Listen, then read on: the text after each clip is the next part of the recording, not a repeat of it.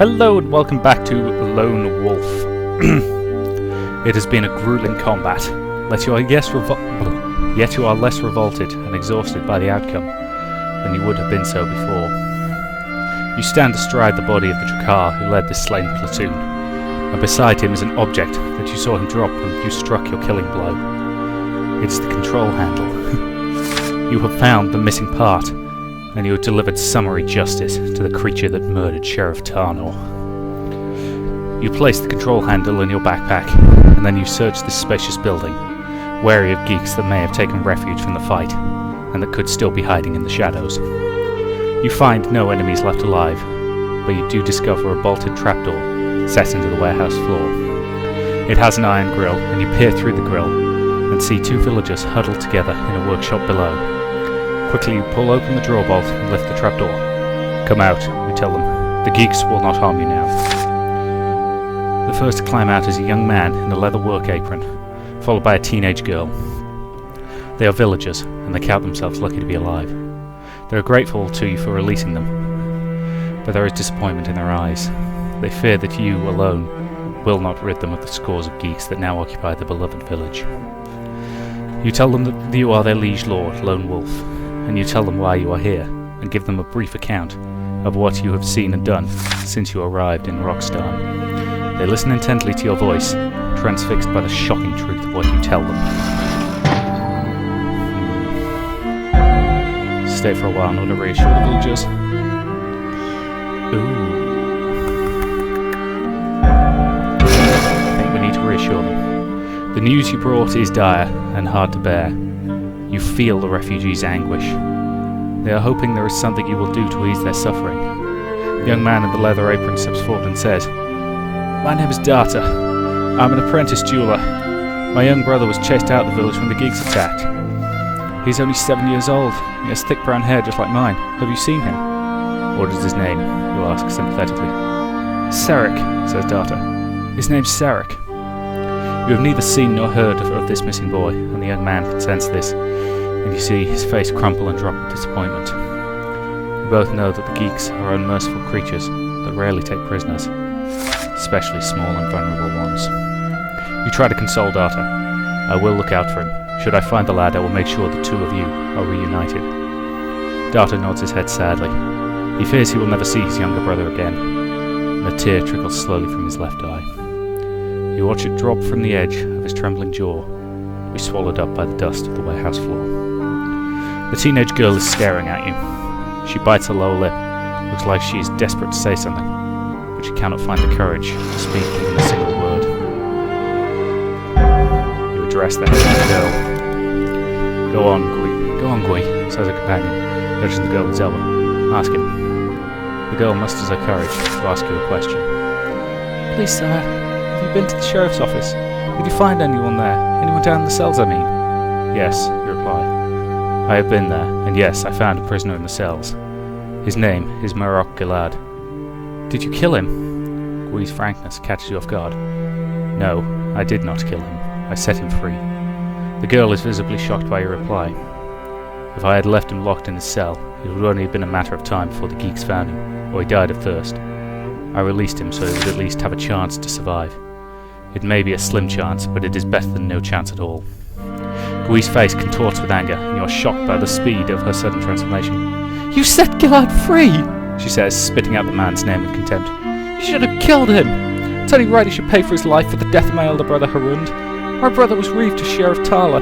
Gilad and his thieves murdered him in the sunken forest, along with another reeve called Fergo. He must be made to pay for his crime. A life for a life." "I am sorry for your loss. I truly am," you reply, trying desperately to soothe her raw emotions. Sadly, her grief is inconsolable. You feel the weight of duty and responsibility falling heavy on your shoulders. For these young and vulnerable villagers, you are the only hope of salvation. "I give you my word as Kai Lord and the Freyael of your province that I will rid your village of these accursed geeks." Data raises his head and says, "Sire, is there anything we can do to aid you?" "Yes," you reply, impressed and hardened by Data's unexpected offer of help. "There is an injured miner at the doctor's surgery. His name is Grove. Go there and collect him, but be careful how you carry him on his stretcher. His legs have been badly damaged. Bring him back here, and await my return. I shall not abandon you. Darton nods assertively in response. You can count on us, my lord. And if you need to restock your supplies while you're here in the village, come back to us. We can put this warehouse to good use once again and aid you in your fight. Although you could requisition what you need from your subjects by order, you are mindful that they have suffered greatly. Therefore you accept Darton's proposal, and to insist that you will pay him for any supplies that you may purchase. Excellent. Now we need to head to the foundry. Yes, I want to talk to the merchant. There's stuff I could do with offloading. Ooh, crossbow. Now let's look at sell first. Okay, I don't need that.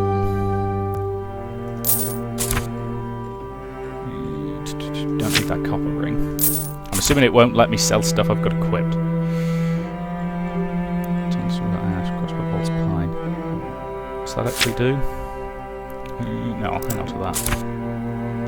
Let's buy back, okay.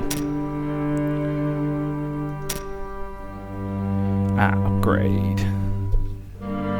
And stash. Could do with upgrading my backpack. Provide materials, leather and superior leather. Does he have any superior leather? Finest leather pouch, no, Kai pouch. Tainted bolts, this are promising. Explosive bolts, potions. Yes, he does, so I can buy a couple of pieces of superior leather. Use them to upgrade my backpack.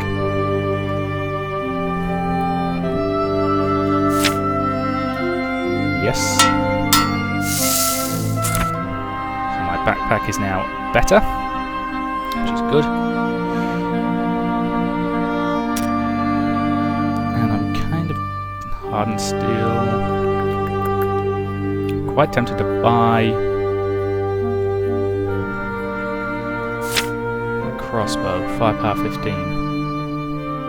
Yes, I will buy that. And I've got a few crossbow bolts, haven't I? I have 7 crossbow bolts at the moment.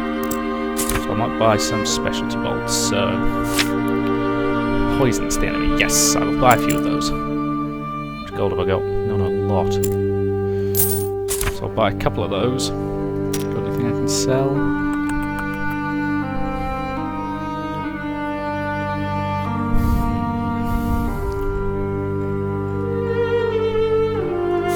I think I'll sell that because I don't think I'll be likely to use it. I'm quite happy using 2 swords rather than a shield, so I think I can safely sell that. And I will use that to buy some more tainted bolts.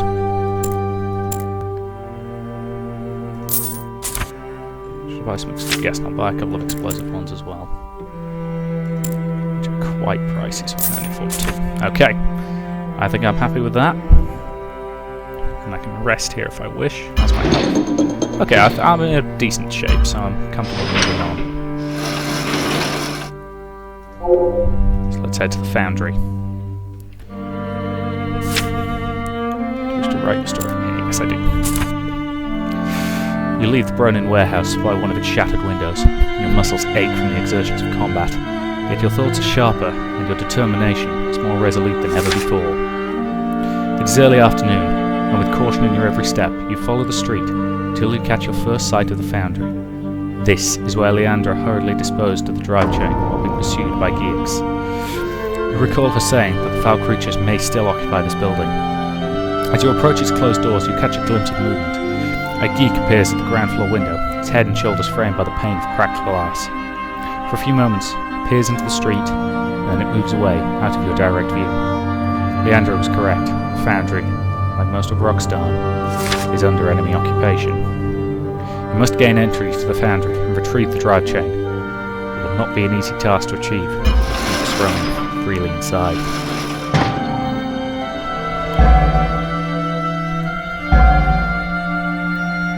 Okay, let's try and be a bit cautious. The foundry doors are blackened with soot from a recent fire, and you detect that a group of geeks are gathered inside. One of them presses its ugly face to the cracked glass of a window and to the right of the main doors. Its feral eyes stare into the street, looking for villagers to hunt and to slay. You approach the creature from the side, keeping close to the foundry wall to avoid being seen.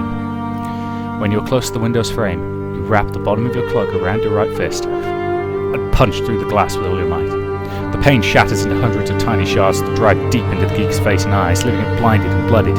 It shrieks with pain as it tumbles to the floor and rolls away, clutching desperately at its ruined face. You seize the initiative and climb through the opening, before the injured geek's companions fully realise what is happening. Once inside the foundry, you unsheathe your weapon and prepare to fight to the death. Let's do this.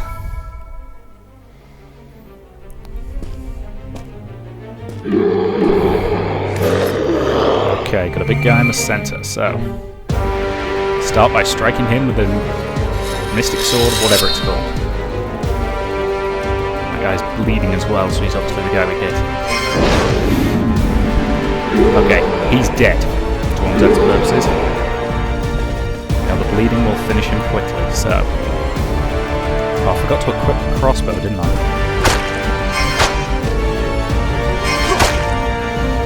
Okay, he's basically dead, so let's quickly finish him. Damn it, don't have the endurance. Don't have the mana either. Oh well. Yep. Okay, that's bleeding's gonna hurt him badly. Get up.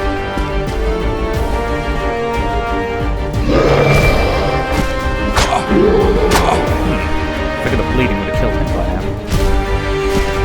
Okay, quick strike again. Kill it. Okay, the bleeding wasn't quite enough, so I'm gonna have to hit him with a heavy strike. He's gone. Okay. You, sir, will be mine after I do this quick bit of healing. This one's actually got a decent health, unfortunately. He's not that powerful, relatively speaking, so I'm gonna hit him. The wolf's blow that disarms him.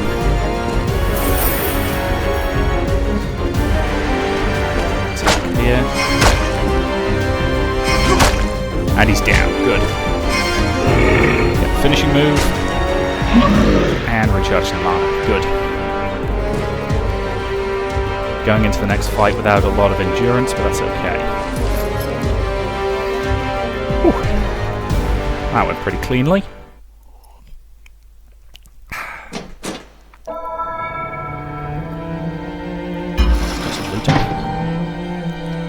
And some potions. Good. Good.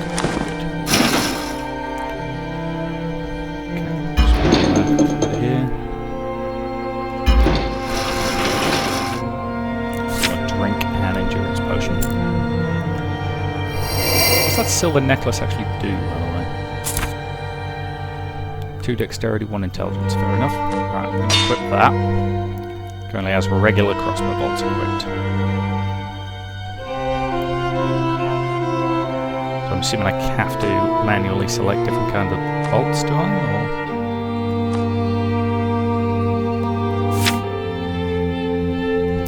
Or do I have to have a special kind of crossbow to fire special kinds of bolts?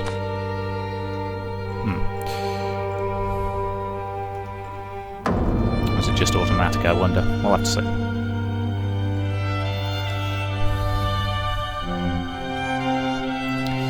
Okay, so we're doing okay. Yeah. Right. The geeks have thoroughly ransacked the foundry, but amongst the overturned workbenches and scattered debris, you find what you are looking for. Sitting atop a crumpled pile of heavy iron chains, there is one that stands out from the rest. It is smaller, well-oiled, and has been welded to form a continuous loop. With a sigh of relief, you pick up the drive chain and put it in your backpack. Unfortunately, your discovery has not gone unobserved. The foundry's large double doors swing open, and in rushes Drekar and several armed, snarling geeks. They were drawn here by the noise of your previous combat. The Drekar has been watching you from cracks in the foundry wall. He is an imposing armoured warrior, human in aspect, but decidedly inhuman in behaviour. And now is the moment he has chosen to launch a surprise attack. Okay, we're going into this fight Slightly less mana than I would like, but I can tolerate that. Okay, I'm going to drink this potion now before I go into the fight. Get my mana up to full. And I'm going to move this large mana potion to my belt. Okay, let's do this.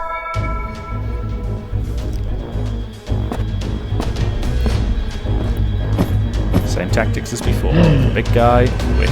Oh, big guy's the only one in this fight, is he? Just wanted to say he's backed up by several goons. But he hits like a train, so I need to be careful. Yeah, there's the goons. Goon 1 and Goon 2.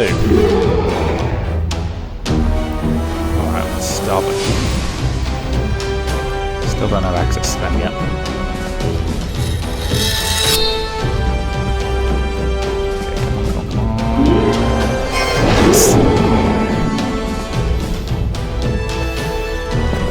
Okay, I think I need to drink a large health potion. This guy's hit bloody hard. Right. Damn it. Dodgy little git. Do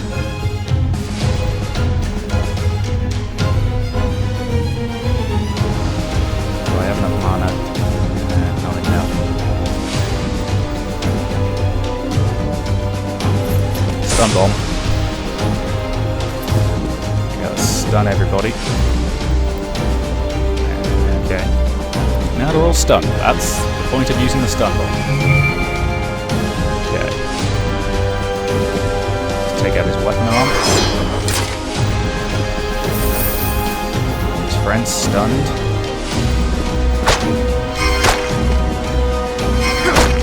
If I can take him out quickly and efficiently.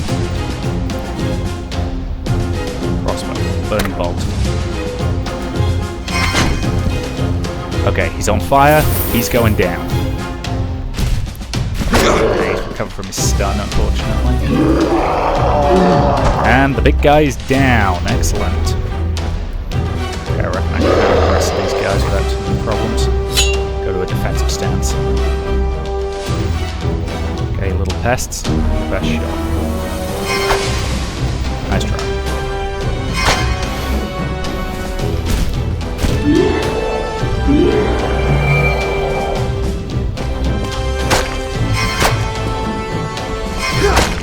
Good kill.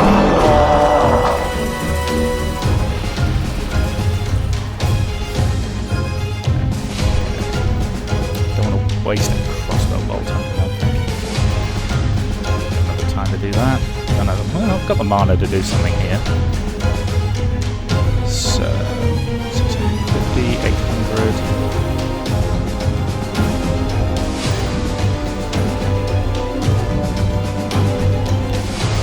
Hit him with some telekinesis. Hit him with some stuff. Good hits, and it's stunned him. Stunned in the last one, unfortunately. That's okay. That's okay. One good heavy strike. Won't quite be enough to kill him. So combined attack. And the finishing move.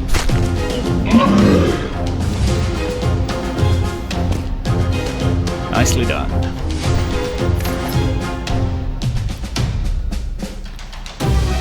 Whew.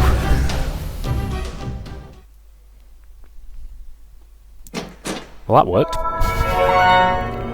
Journal was updated. Throwing knives, pine. Ooh, an axe. Can be equipped in the offhand. It's quite a good axe, to be fair.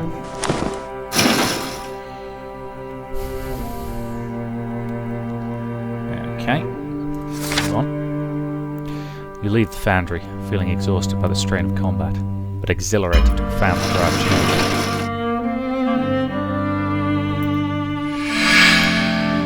Head there, or I can meditate. I feel like I should probably meditate.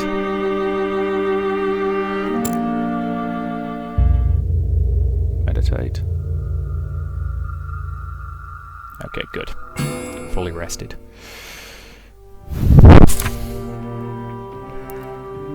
Okay, let's move on to the main street. Yes, let's write our story from here. Meltdown battle. And in Rockstar. Okay. You return to the main street and make your way with caution among the fire-blackened ruins of homes and workshops in this part of Rockstar. Now you possess the missing parts needed to fix the elevator and reach the sunken forest. Leandra is likely to be waiting for you at the boiler house. You do not want to keep her waiting for a moment longer than is necessary. You quicken your pace and head towards the end of the village, to where the buildings come to an abrupt halt at the edge of the cliff.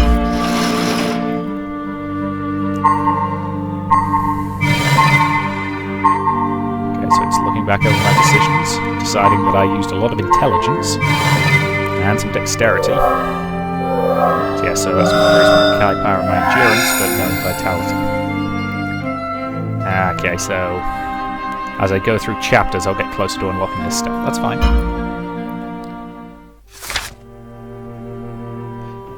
Chapter 3. Blood on the Snow. Oh no, that's Blood on the Snow Chapter 3, isn't it? Okay. Stealthily, you move along the street until the way ahead is blocked by a barricade of timbers, barrels, and domestic furniture. The villagers tried to make a stand here in order to stop the raiders at the elevator. They managed to block the way, but it's clear that they could not maintain this defensive wall. All along the base of the barricade, you find several dozen bodies, by far the single largest number of Rockstar casualties you have found so far. The geeks had no need to tear the barricade down. They simply climbed to the top and hurled themselves down upon the defenders. You peer through a gap in the barricade and see that the buildings on the other side are larger and more widely spread, and they end abruptly at the edge of the cliff overlooking the sunken forest, 100 feet below. You see the elevator platform in the far distance and the boiler house where Leandra is waiting for you. However, reaching her will not be easy. There are many geeks in the area, and they are nervous and watchful. Making a run for the boiler house is viable, but risky. And you focus on the building and notice that it adjoins another, which you assume to be the pump room.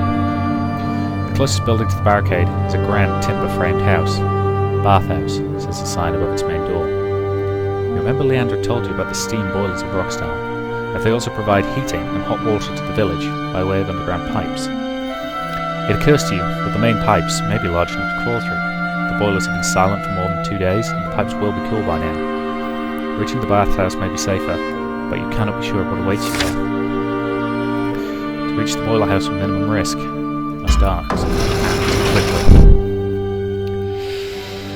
So, we either take the straight path, which is liable to be a bit risky, or we go through the bathhouse, which more unknowns, guaranteed danger, or complete unknown. Let's take the gamble, shall we?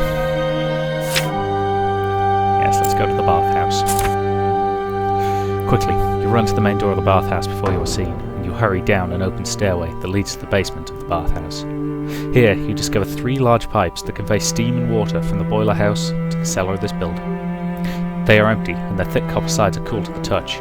They all lead to the boiler house, but you must decide which of these pipes you will use to get you there. Okay, so trust your sixth sense will help direct you to the right path, or take a wild guess. Let's trust to our sixth sense. Place your fingertips against the chemicals and slowly massage them. Images swirl in your mind's eye, and you sense that all the pipes have obstacles that could prove deadly. You also sense that one of the pipes is less obstructed than the others, and this pipe draws your attention like a magnet. You open a large inspection plate and pull yourself inside this copper steam pipe. The floor is ankle deep in water that has condensed from the pipe wall. It is pure water, and eagerly you drink your fill. Refreshed, you crawl along the pipe for several yards until it begins to descend deeper into the granite bedrock. The pipe is not completely dark, and there are several smaller pipes that feed off this main conduit over much of its length. Where the pipe leads to a steam vent, there is a pool of dim, grey daylight. Gradually, the pipe levels out, and you see that the way ahead is blocked by a large and tightly woven copper grill. It was placed here to prevent small rocks and other debris from passing along the pipe and damaging the living. There is a hinged inspection plate in the middle of the copper mesh. It is a single key lock. Make a choice. Pick the lock for a weak point, and a discipline I didn't master, so let's try and pick the lock. Because the lock-picking minigame is quite straightforward.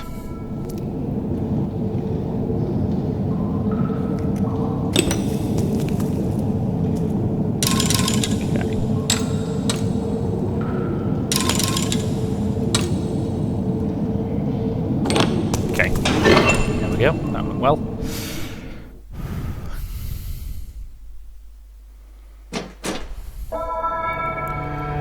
As you crawl forward, you see several other pipes joining this main conduit at regular intervals.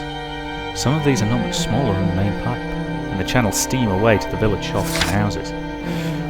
After a few minutes, you reach a section of the pipe, which is closed off by a circular copper plate. This plate regulates the flow of steam from the boiler house. There is no lock or any other visible means of opening this regulated plate. It's too thick and well fitted for you to break down. Reluctantly, you are forced to turn around and explore the first adjoining pipe, which is large enough for you to enter. This pipe continues horizontally for a few yards before rising vertically towards a steam vent located somewhere in the streets of Rockstar. There are copper rungs fitted on one side of the pipe, and you climb them all the way to the top. The exit is blocked by a heavy iron cover. Dim, grey light pours down through the holes drilled in this cover plate. Press your shoulder to the cold iron and force it up. As soon as the seal of ground breaks, you feel the heavy cover reaching upwards.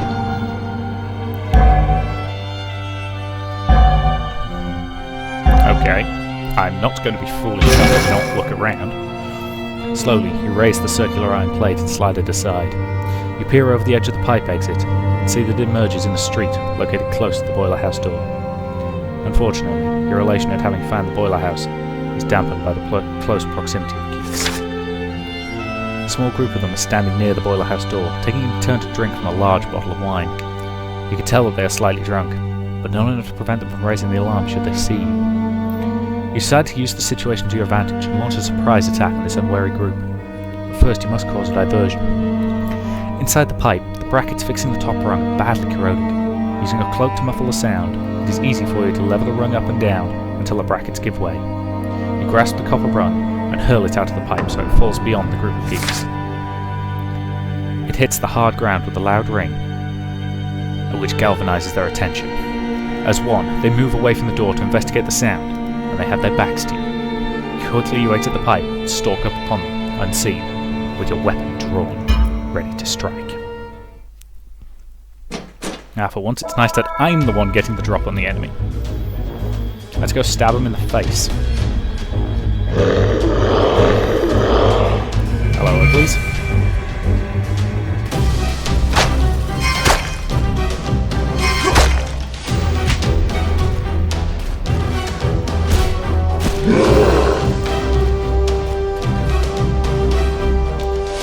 Okay, you sir are getting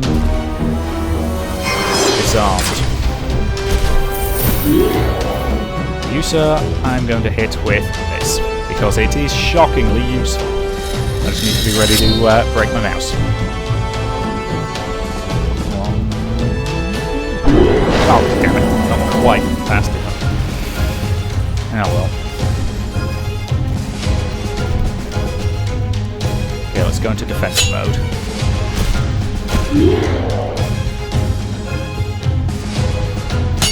This is always the wise choice to end your turn. Ah, hell. The bigger mates just turned up.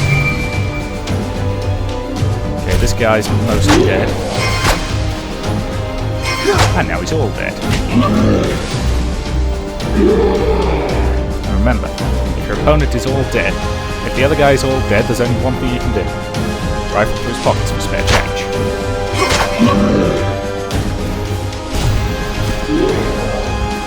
Alright, matey.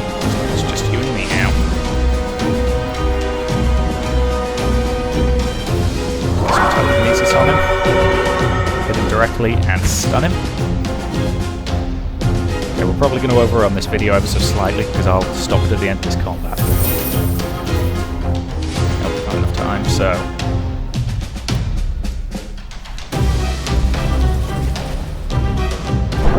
Damn it, too early. Timing that one's absolutely bugging.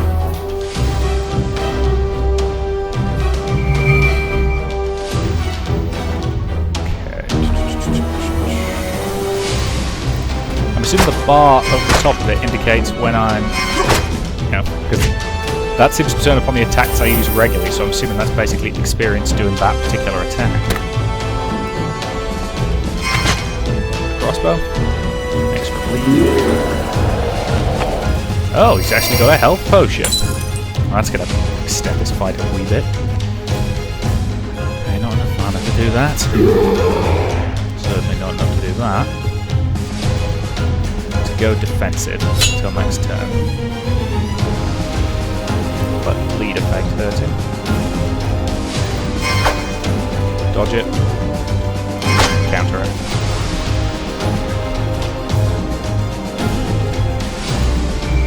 Rapid. Regeneration of my endurance. Okay, coming in. Strike. And he's down. Good. And finishing him to restore some mana. Clean kill. I love the way he sort of stabs them and just looks them right in the face. I can respect that. Nicely done. Okay, let's just loot the corpse. Copper necklace. Extra strength, flora and fungi. Can be equipped in the offhand. I'm assuming that's a mace. Yeah. Let's take that. Right. That to me seems like a pretty good point to end this video. It's overrun ever so slightly, but I'm sure you don't mind. So, I will say thank you very much for watching, and I'll see you in the next part.